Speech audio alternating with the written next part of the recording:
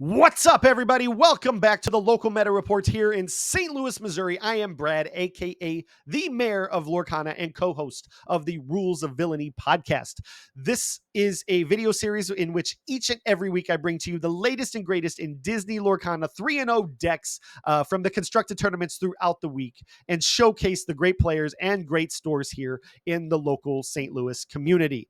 A little bit of housekeeping before we get started. 6 days from now, the weekend of June 28th and June 29th, we will be in the World Championship era. The very first World Championship Disney Lorcana event happening at Disney World and live streamed on twitch.tv/Disney Lorcana.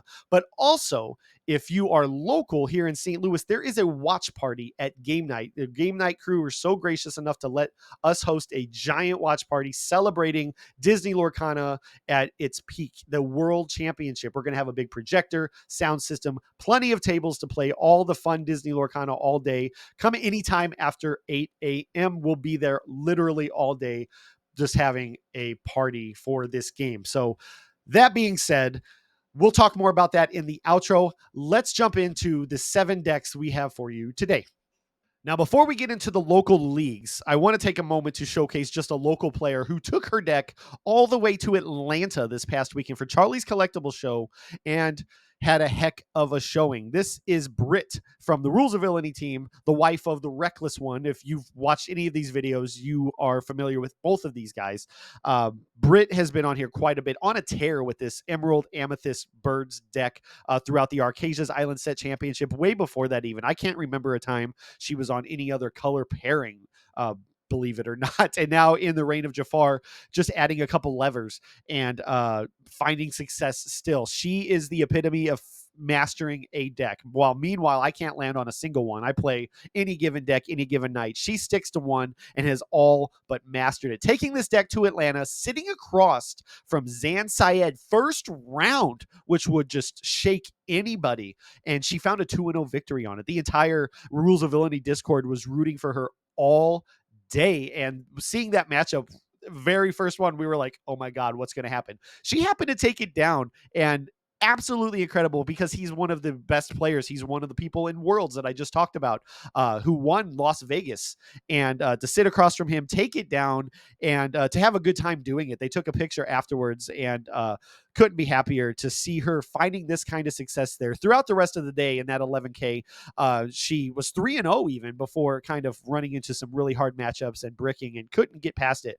But the very next day, she top cut into the ladies tournament, top 8 in the ladies tournament, which I don't have the number of players off the top of my head, but just finding great success. Even this past weekend, she went up to Chicago with it for a PPG qualifier, and I think top cut there as well. So perfect. If you've watched this video series, you've seen this deck quite a bit. The only 2 additions that I mentioned before are Pull the Lever and Wrong Lever, which both have 2 abilities that I have been victim to here in locals with her.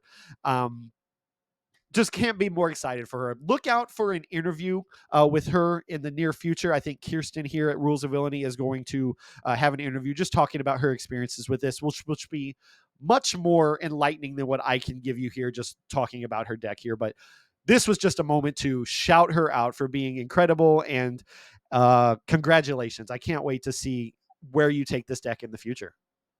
All right, moving on to our local league. Starting on Tuesday night at the Collector Store, we had 2 3-0s in a 9-person field. And the first one here is Lady Rudros herself, Kelly. For the first time on the Local Meta Report, I'm so excited she's here. It sounds like she was too. Travis messaged me after league was over and said, hey, Kelly's got a 3-0. I would like to be on your video. And I said, you got it. Can't wait to do it. And she did it with an Emerald Amethyst Birds deck. Like we just saw with Brit, a little less discard, which makes me like this one a lot more. Sorry, Brit. Thank you, Kelly. No sudden chills in this deck. What she is running, though, is she's running the birds that we all expect in a deck like this, looking for that Shift Diablo. She got the Peekaboo Diablo. She got the Spellbook Diablo all on one, and then the Challenge Evasive Diablo on 2. Just so many birds, but the birds get it done. I played Brit this past Thursday night, and she had a board full of evasives I couldn't deal with. So what can you do? You got to have evasive answers in your deck. This deck gets going, and just just goes. She found great success against a Blurple, against a Steel Song, and a new Ruby Amethyst damage move deck that I'm very interested in seeing. I know another guy here on our team, Jake, is testing that out, and it looks like it's a lot of fun. And it looks like it's going to be the new Ruby Amethyst build after rotation, depending on what comes. But that's a topic for another time. Kelly's deck here is a little bit more robust than Brit's that we just saw. She is running one of the Lewis, which Travis and I kind of didn't see eye to eye on. I do like his functionality. He comes in exerted and invites you to crash into him by giving somebody reckless. I think the ability of reckless allowing people to still sing, I agree with Travis, is kind of a downer. If you anything over 3 cost character that you make reckless can probably get out of it in some way. But I'm looking at the daisies, I'm looking at the smees, I'm looking at everything that's coming out in the aggro Amethyst Steel deck right now that is just destroying, right? So you put a Daisy with Reckless, you put a Smee with Reckless, that's 2 lore that they're not getting and getting wiped out by this 4/3 Crocodile that comes out exerted. So I do like that card. Kelly's only running one of it, didn't find a whole lot of success, they said, but they also added these 2 levers, which are very, very cool when they function together. The first lever, pull the lever, is choose one, draw 2 cards, or each opponent chooses and discards a card. Fair enough. And then wrong lever, which synergizes with pull the lever, is choose one, return chosen character to player's hand, or put a card named pull the lever from your discard on the bottom of your deck to put chosen character on the bottom of your player's deck. So wrong lever allows you to remove something from your board. It just depends on whether or not it's going to the bottom of your deck or your hand. Well, if you've played pull the lever already, I do like that. And Travis said Kelly found a lot of success with it. But what I really want to point out here is the spell book. Take note of the Sorcerer's Spellbook from Rise of the Floodborn Set 2. It is making a comeback. You're going to see it a lot in this video, and I can hear Vince from the podcast. It's his favorite card. He's just cheering already, and he's going to make a deck with that in it because it's hot again. So very good. The success from the spellbook is what got Kelly over what Travis said, and we're going to talk about that card a lot more. So congratulations to Kelly. I know it's your first time. I'm sure it's not going to be your last. Let's move on to the next one at the collector store. And that second deck belongs to Justin on his Ruby Sapphire, as expected. The man has been running this deck since, I think, set 3 and doing it masterfully. If you've been watching this video series, you will have seen him several times already, probably several times in the future. The deck changes week to week. The first thing I'm noticing right away is that he's not playing with Get Out anymore. Get Out was a fun card that he used effectively on me in week 1, but it looks like he's eliminated that to test out a few other things. I don't have the side by side here, but the Ruby Sapphire deck, as we all know it, is just it's got the ramp that you need, and then it's got the removal to just control the rest of the game once you get up to that 6 to 8 ink area, and then from there on, you're looking for the Tamatos, all these items coming out, let alone the workshops that get you to draw off them. The one thing that this deck suffers from right now that I have seen firsthand is the workshop. If you don't draw that workshop, your draw options are very, very limited. You could ramp up quite a bit, and you are scrying through your deck quite a bit with your ducks, your grandma talas, your how far I'll goes, your popsicles. You're looking at a lot of cards, and the whole purpose is to get those items out there, reduce them with the Sapphire Coil, to reduce the strength of your opponents, so you can get that one-sided board wipe with the big Sisu, and then hit that dime on the Tamatoa. So yeah, pretty standard. Interested to see where he goes with this deck for the set championships coming out. The Get Out coming out already is interesting to me, but I'm sure there's an explanation for it. When maybe one of these days we'll pick his brain and see what he thinks about when he's building this deck week to week and what he sees and what he wants to change. So congratulations to Justin on your 3-0. His matchups for the night, I'm sorry, were a mirror match against John, Rudros on his Ruby Amethyst Standard, and then Hunter on his Amber Steel aggro song deck. So congratulations to Justin. We will talk about this deck, I'm sure, again very, very soon.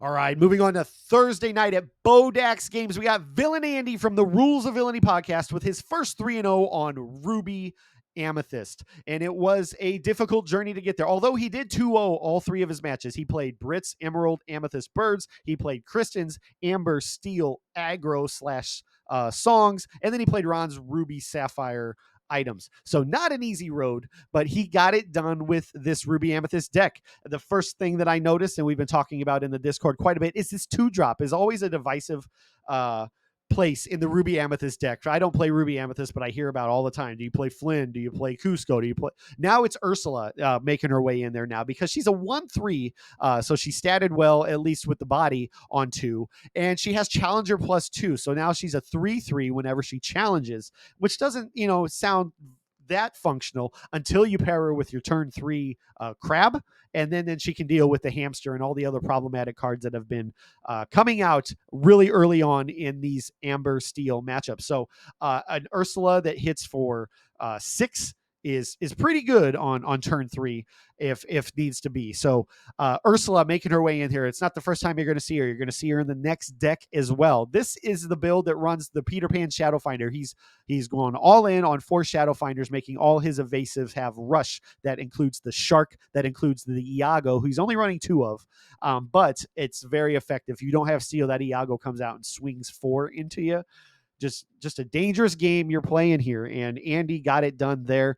He is testing out some cards here. You'll see notice the difference between this one and the next deck is he's running a 1 of Hades. He's actually running 62 cards. I got to shout that out to give him a little bit of grief for all the times he talks about you shouldn't go over 60. But in his defense, he is testing out a couple of cards, and he can cut elsewhere if he deems these cards something he wants to experiment more with. The first one is this 7-cost Hades that came out in this set, where he is a 7-cost uninkable 3/6 that when you play this character and whenever he quests, you may deal 2 damage to another chosen character of yours to draw 2 cards. So a little bit of a draw engine there in the late game if he misses his Finders Keepers, which doesn't always feel good to play. Spending 5 hard ink to draw 3 cards. It gets you the cards. The cards feel good, but in a non-blurple deck, it is hard to spend that 5, to take that turn off to spend that 5 ink on 3 cards. But he's also got a 1 of Dragonfire, which I really like. And again, that spell book he's testing out. That spell book is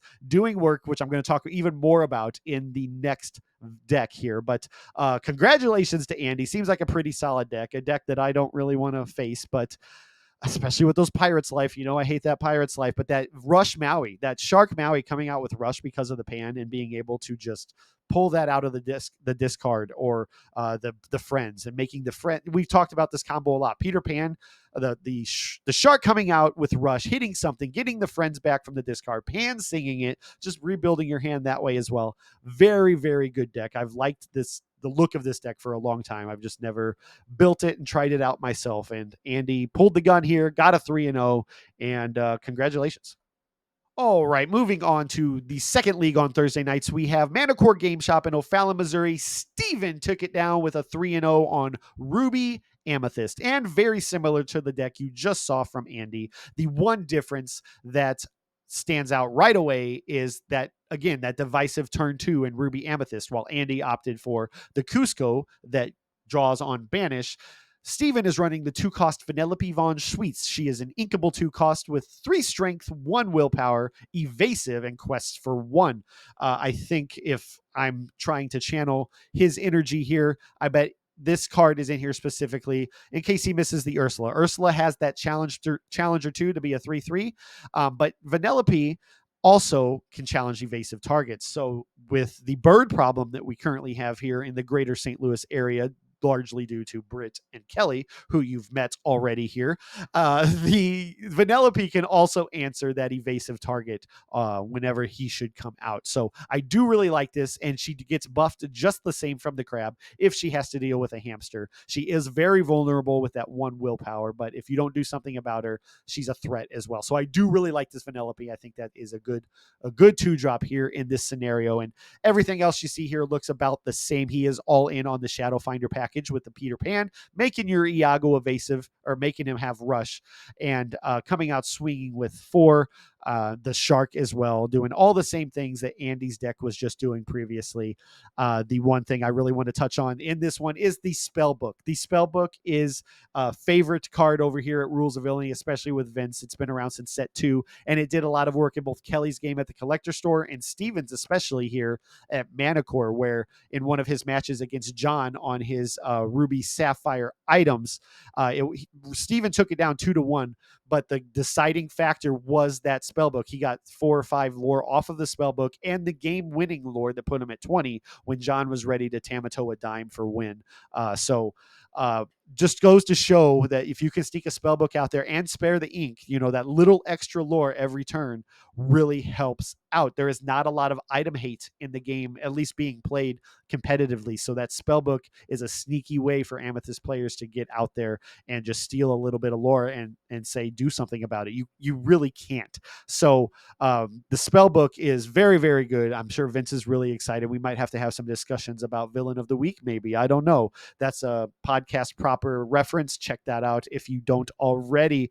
But congratulations to Steven. His matchups on the night were against Chip on a Sapphire Steel Allies deck, which I think is really interesting. I would love to see that. John was playing the Ruby Sapphire items, which I already talked. And in between those, I knew I missed one, was Jake on a Ruby Amethyst damage moving deck, which we alluded to earlier with Edward at the Collector Store. So tough matchups all around. Congratulations to Steven with this deck, and we will move on to the final one. And that deck comes to you from the Collector Store Friday Night League. We have Dylan with a 3-0 on Ruby Sapphire. That's right. Mr. Friday Night is back off of Steel onto Ruby and getting the job done. Much like Justin's deck that we saw earlier in the video, this is very similar. The things that stand out the most are he reduced his 5-drop Rush Maui into one single half shark, which could be very, very sneaky, especially paired with the Vitalisphere to give it rush and coming out and bringing back some kind of action that might be needed. So I do really like that combo. What's better than a Rush Maui is a Rush Half Shark, right? So a little bit more pieces needed to do it, but by the time that you ramp up to all of the ink that Sapphire just generates throughout the game, shouldn't be a problem to find that, especially with all of the deck searching that you're doing. He is running one Hideaway as well, which is a very great tech card to throw in, especially as more and more problematic items like the Spellbook start popping up into the meta here. So, and in the mirror match as well, you got a problematic Workshop that's giving draws, or even the dime comes out that can save you so many times in this rush to get out the big Tamatoa, all of these items, and just popping the dime to win the game, right? So I do like the Hideaway tech card. I'm sure if he finds more success with it, more need to have it, that number might increase a little bit. But the only other card that stands out is the Ice Block back. He brought back Ice Block to reduce some more strength, get some more value out of the Sisus if need be. And it's just a cheap one-cost item to throw in there as well. So that comes out. You exert it for free, reduce the strength of an opposing character. You get a draw off the Workshop from it, and just fantastic. I do like that addition. Hopefully he found some success with that card. I've been talking a lot and I'm sure he did. I do need to put an asterisk on here on his 3-0. He did win with a matchup into Rudros on Chernadogs, Nick's Blurple, and then he had a mirror match with Justin that didn't get played. I feel like I'd be doing a disservice to Justin if I didn't say that the match didn't get played, because it could have gone either way. They're both great players playing the same deck. They've probably played this into each other constantly already and testing it out. So this was the deck that was the 3-0 on the Melee. So Dylan got the nod here. Justin got the nod earlier. Congratulations to you. We will see you next time. One quick shout out to Jared at Impact Gaming Center, going 3-0 with Blurple on Monday night. Sapphire Amethyst. He did not have the deck in Dreamborn, but he basically said it was JDRR's version with the exception of 4 or 5 cards or whatever. So I'll link JDR's link in the description below if you want to check that out. Congratulations to you, Jared, and thank you to everybody who tuned in and submitted the decks for this video this week. It's always a blast to do this. I appreciate each and every one of you for being a part of it. If you like this kind of content, please hit the like button, the subscribe button if you're new here, or the bell for notifications if you want to see any kind of content here from the Rules of Villainy channel. Of course, we have the podcast proper every Friday. We have the local meta report here every Monday, and then Deck Test Tuesdays every Tuesday night with Kirsten and Andy, where they're live on YouTube playing live Lorcana and taking user submissions as to what they should play and test out. So a lot of fun to go in there, chat with them, and see some Lorcana getting played. So hit that bell if you want to see those. And thank you for tuning in. If you are local, one more plug for the Worlds event here at the Game Night Watch Party Sunday, June 29th. Please check that out anytime after 8 a.m. We'll be there all day as the venue allows to just enjoy the World Championship of Disney Lorcana and playing a lot of fun games. We'll play the Illumineers quest. We'll trade. We'll have bulk. Everything you can think of. So that being said, thank you again to everybody, and we will see you next time. Happy questing.